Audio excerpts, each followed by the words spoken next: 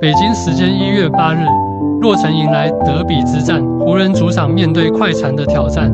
双方近期境遇截然相反，前者近期一波4连败，被挡在附加赛圈外；后者近期5连胜，排在西部第4的位置。本场比赛，拉塞尔迎来复出。比赛开始，双方短暂僵持后，快船突然发力，将比分拉开至9分。随后湖人回应一波11-1的进攻高潮，将比分反超。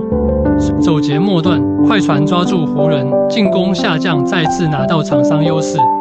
首节结束，快船领先。次节开始，双方比赛进入僵持，比分咬得很紧，但快船始终保持场上的主动。半场结束，快船领先4。一边再战，湖人开局阶段再次追平比分，雷迪什续上火力，外线连续3分，将比分反超。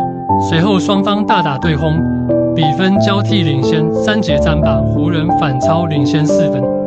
末节，湖人将比分一度拉开至10分，但之后进攻出现断电，被快船打了一个9-0，将比分迫近。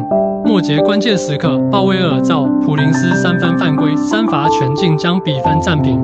随后普林斯投进救赎的3分，詹姆斯2分打进。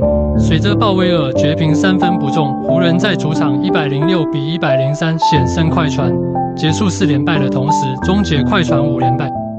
本场比赛，双方打得并不好，双方各种离奇失误，且整场进攻效率并不高，直到最后5分钟才打出球迷期待的精彩比赛。明天快船将迎战同样是背靠背的太阳的挑战，湖人则以逸待劳，后天主场迎战猛龙的比赛。